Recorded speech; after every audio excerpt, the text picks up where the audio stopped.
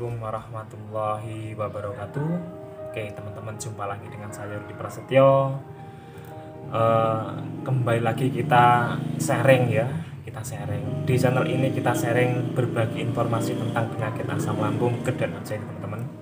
Oke, pada video kali ini saya akan memberikan tips kepada teman-teman agar segera bisa keluar ya, bisa sembuh dari penyakit anxiety. Oke, sebelum membahas lebih lanjut, kepada teman-teman yang belum bergabung, silahkan bergabung, silahkan diklik tombol subscribe, di share kepada teman-teman yang kiranya membutuhkan informasi-informasi tentang penyakit asam lambung ya. Silahkan diklik tombol loncengnya supaya teman-teman tidak ketinggalan informasi tentang asam lambung, GERD dan anxiety dari saya. Oke, langsung saja teman-teman. Jadi sebelum kita menangani sesuatu, kita harus kenal apa yang harus kita tangani teman-teman. Jadi misalnya seperti ini, kita ingin mengobati anxiety tapi kita tidak kenal, maka yang ada kita salah sasaran teman-teman, salah tindakan ya, salah penanganan yang akhirnya ya lama. Kalau penanganan tidak tepat, itu nanti sembuhnya akan lama, tidak pas gitu teman-teman ya. Maka sebelum mengobati sesuatu itu kita harus paham apa yang kita obati, kita harus tahu bagaimana caranya, pengobatannya, penanganannya bagaimana, kita harus tahu. Seperti kita merawat tanaman ya, tanaman itu kena penyakit ulat misalkan ya, kita harus obat dengan apa, seperti itu teman-teman ya. Jadi saya berharap teman-teman yang terkena penyakit anxiety asam lambung ini harus pintar ya, harus pintar. Jadi sebelum mengobati, teman-teman harus kenal dulu, harus tahu dulu dengan apa yang harus diobati ya, bagaimana ciri-cirinya, bagaimana dan sebagainya. Oke, tidak usah panjang lebar teman-teman ya. Pada video kali ini saya akan memberikan tips atau langkah-langkah atau cara kepada teman-teman untuk sembuh ya, untuk sembuh keluar dari penyakit anxiety ya, dari penyakit anxiety.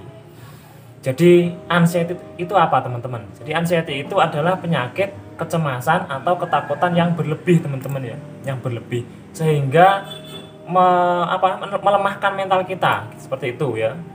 Kita takut yang berlebihan sehingga mengakibatkan kecemasan yang akhirnya akan melemahkan mental kita ya, dan berpengaruh kepada organ tubuh kita, utamanya lambung kita, asam lambung kita. Seperti itu teman-teman. Jadi teman-teman harus tahu dulu ya.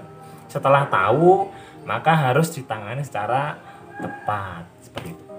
Langkah pertama yang harus teman-teman lakukan ya, yang harus teman-teman hindari, nomor 1, hindari berita negatif teman-teman ya. Itu harus ya.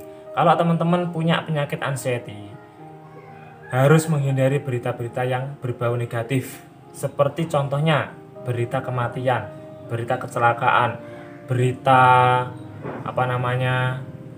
pokoknya semua berita yang bagi teman-teman, menurut teman-teman itu buruk ya. Pokoknya teman-teman kalau mendengar berita itu, teman-teman langsung kambuh anxiety-nya, takut, terus cemas, terus jantung deg-degan dan sebagainya. Itu tolong dihindari teman-teman ya, itu harus dihindari, betul. Yang kedua, teman-teman jangan pernah browsing penyakit di Google ya. Jangan pernah browsing penyakit di Google itu. Jadi kalau saya dulu memang sebelum kenal penyakit ini teman-teman ya, seperti teman-teman saya sama ya, saya browsing ya, misalkan saya dada sebelah kiri sakit ya, saya browsing ciri-ciri penyakit jantung, seperti itu. Saya banyak ulasannya di Google itu ya, salah satunya termasuk nyeri di dada sebelah kiri, seperti itu ya. Ternyata itu langkah yang salah teman-teman ya, langkah yang salah, maka harus dihentikan ya, karena dari situ kita tidak akan dapat solusi, yang ada kita menambah masalah teman-teman ya, kita menambah masalah. Jadi pikiran kita semakin bertambah ya, tambah mikir lagi, tidak karu-karuan nanti kalau seperti itu. Jadi tolong dihentikan. lebih baik teman-teman periksakan jantungnya ke dokter ya. Periksakan ke dokter, nanti dokter yang akan menangani ya, spesialis penyakit jantung seperti itu. Dok, saya itu dada saya sebelah kiri kok seperti ini rasanya, ini kenapa? Nanti dokter spesialis jantung yang akan menanganinya, itu lebih spesifik daripada teman-teman cari di Google dan sebagainya. Itu yang kedua. Yang ketiga, teman-teman tidak usah ya, jangan menerka-nerka penyakit teman-teman ya, jangan menerka-nerka penyakit. Contohnya seperti ini ya, memang orang yang terkena penyakit anxiety itu sulit ya, selalu pikirannya selalu negatif terus teman-teman ya, selalu negatif terus. Makanya itu harus kita tekan teman-teman ya, harus kita tekan. Yang ketiga tadi, jangan menerka-nerka penyakit ya. Jadi misalkan di kandung kemih kita sakit teman-teman ya, aduh nanti ini apa saya kena penyakit ginjal ya, nah, pikirannya seperti itu jangan teman-teman ya. Terus misalkan lambungnya tidak enak seperti itu, terus mikirnya waduh apakah saya kena penyakit liver ya, seperti itu jangan ya, jangan teman-teman ya. Bahkan ada ya salah satu teman saya yang punya kutil ya, tidak salah di bagian sini, takut katanya sudah tumor teman-teman ya, di bagian leher ini takut seperti itu teman-teman ya. Jadi nggak usah menerka-nerka penyakit yang sekiranya membuat teman-teman tambah stres gitu, nggak usah ya. Berpikir positif saja teman-teman, tidak ada apa-apa seperti itu ya. Ini bukan, ini hanya kutil biasa seperti itu. Jadi teman-teman jangan berpikir kalau itu tumor, itu kanker dan sebagainya. Itu tips yang ketiga. Oke.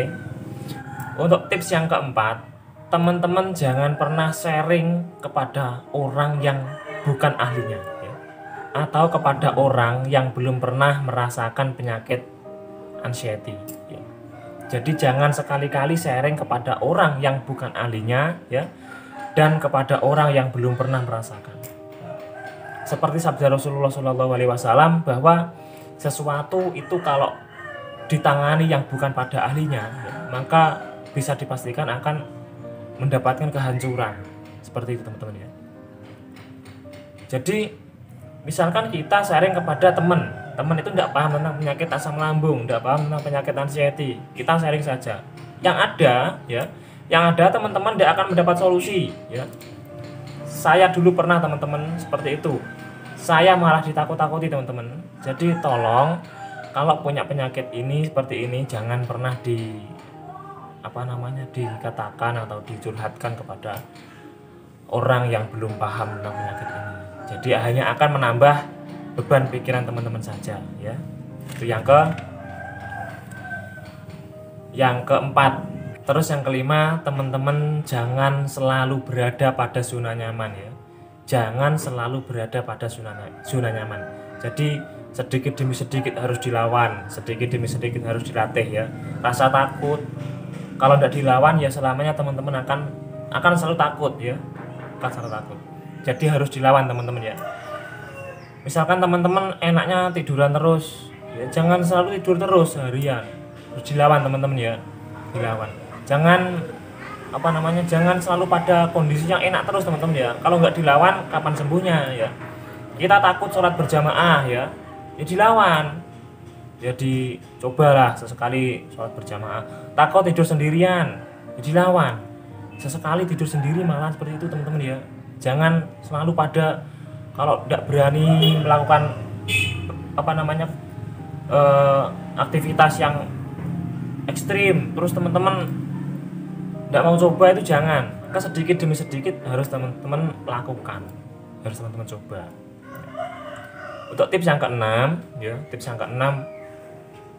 seperti yang pernah saya katakan di video-video saya sebelumnya, teman-teman harus menghadapi setiap penyakit itu dengan sabar ya, dengan pasrah, dan tak lupa yang ketiga ini penting, semangat teman-teman ya. Itu loh. Jadi yang keenam ini penentunya sabar, pasrah, dan semangat. Itu teman-teman ya. Jadi memang tidak bisa teman-teman ya, tidak bisa kalau penyakit anxiety asam lambung itu kalau sembuhnya cepat itu tidak bisa teman-teman ya. Minimal membutuhkan waktu 2-3 bulan teman-teman ya. Itu pun teman-teman harus konsisten ya, konsisten continue ya. Harus punya pendirian yang kuat, punya semangat, punya kesabaran yang kuat ya. Kalau teman-teman sabarnya kurang, semuanya kurang, pasrahnya kurang ya, bisa lama teman-teman ya, bisa lama. Dari keenam langkah ini ya, dari keenam cara ini kalau teman-teman konsisten melakukannya ya, memang benar-benar semangat ingin cepat sembuh, saya yakin teman-teman ya, saya yakin teman-teman pasti akan diberikan kesembuhan, saya yakin. Tapi kalau teman-teman itu melakukannya setengah-setengah ya, bisa lama teman-teman ya. Makanya saya katakan dari awal, sebelum mengobati sesuatu, sebelum mengobati penyakit, teman-teman harus tahu, harus kenal dulu apa penyakitnya. Jangan hanya mengobati syukur ya, maksudnya ya syukur mengobati itu saja, itu jangan teman-teman ya. Mungkin itu yang dapat saya sampaikan. Apabila informasi saya bermanfaat, silahkan di-share ya kepada teman-teman yang lain. Apabila ada pertanyaan, silahkan ditanyakan di komentar. Itu yang dapat saya sampaikan. Saya akhiri. Assalamualaikum warahmatullahi wabarakatuh. Salam sehat teman-teman.